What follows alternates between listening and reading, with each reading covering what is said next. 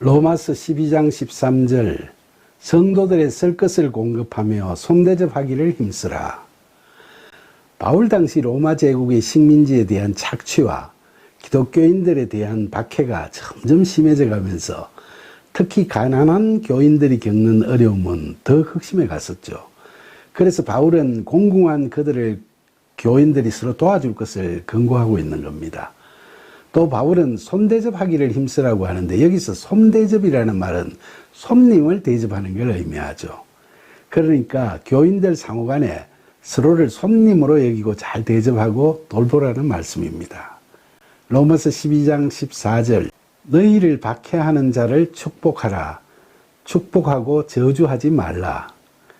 예수님께서는 원수를 사랑하라 하셨고 십자가에서 죽으실 때 십자가에 못 박고 희롱하던 군인들과 관리들을 불쌍히 여기시고 하나님께 그들의 용서를 구하셨죠.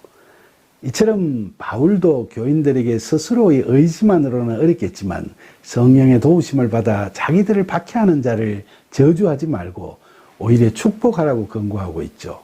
쉽게 안 되면 어떻게 하죠? 기도해야겠죠. 로마서 12장 15절 즐거워하는 자들과 함께 즐거워하고 우는 자들과 함께 울라.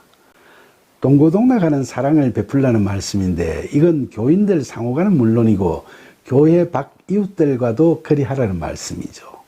로마서 12장 16절 서로 마음을 같이하며 높은 데 마음을 두지 말고 도리어 낮은 데 처하며 스스로 지혜 있는 채 하지 말라. 마음을 같이하라는 말씀은 다들 그리스도 안에 거하면서 성령의 도우심을 받아 하나님 나라를 이루어가는 신실한 도구가 되고자 하는 마음을 가지라는 말씀이고, 높은 데 마음을 두지 말라는 말씀은 성령의 이끄심에 따라 순종하는 삶을 살려고 하지 않고 자꾸 자기를 높이려는 영적 교만에 빠져들지 말라는 말씀이죠. 그리고 도리어 낮은 데 처하라는 말씀은 제자들의 발을 씻어주시던 예수님처럼 섬김의 자세를 가지라는 말씀이고, 지혜 있는 채 하지 말라는 말씀은 잠언 3장 7절에 스스로 지혜롭게 여기지 말지어다라는 말씀처럼 우월의식이나 자만에 빠지지 말고 그리스도 안에 거하면서 그리스도의 지혜에 의지하라는 성령의 인도하심을 받으라는 그런 말씀입니다.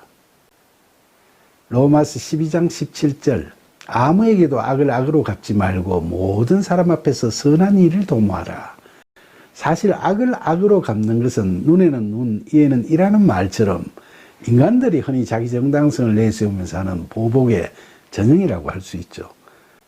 그러나 바울은 고린도전서 13장 4절과 5절에서 사랑은 오래 참고 사랑은 자기의 유익을 구하지 아니하며 성내지 아니하며 악한 것을 생각하지 아니한다고 이야기하고 있죠. 그러니까 본절에서도 악을 악으로 갚지 말라고 권고하고 있는 거죠.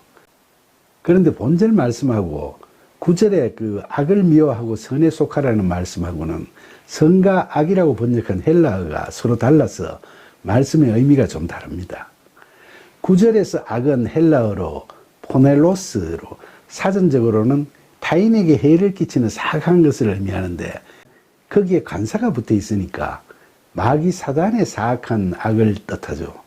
선은 아가도스로 사전적으로는 이롭게 하는 것을 의미하는데 거기에도 관사가 붙어 있으니까 하나님의 사랑과 같이 하나님께서 행하시는 선을 뜻하죠. 그러니까 9절 말씀은 마귀 사단의 악을 미워하고 하나님의 선하심을 추구하라는 뜻입니다. 그런데 본절에서의 악은 카코스로 가치 없는 것을 의미하고 선은 칼로스로 가치 있는 것을 의미하죠. 그러니까 악을 악으로 갚지 말라는 건 죄 많은 사람들이 간음한 여인을 붙잡아 와서 돌로 치려고 했던 것처럼 피차 가치 없는 짓을 하는 자들이 상대를 정죄하지 말라는 말씀입니다. 그리고 선한 일을 도모하라는 건 성령의 도우심을 받아 이웃을 서로 사랑하는 칼로스, 즉 가치 있는 일에 몰두하라고 권고하고 있는 거죠. 그러니까 이 두 절의 말씀은 의미가 비슷하지만 뉘앙스의 차이가 좀 있죠. 로마서 12장 18절 할 수 있거든 너희로서는 모든 사람과 더불어 화목하라. 인간은 누구나 이기적인 속성이 강하기 때문에 더불어 화목하기보다는 자신의 유익을 위해 편을 가르거나 서로 대적하는 경향이 짙죠. 바울이 여기서 할 수 있거든 이라는 단서를 붙인 것도 인간관계에서 화목하고자 해도 마음처럼 잘 되지가 않는다는 점을 시사하고 있는 겁니다.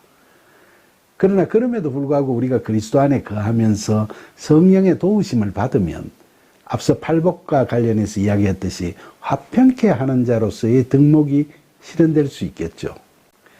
그러니까 그처럼 하나님 나라의 백성으로서의 복을 누릴 수 있도록 힘쓰라고 권고하고 있는 겁니다. 그리 할 수 있도록 성령의 이끄심을 구하는 간절한 기도가 필요하다고 하겠습니다.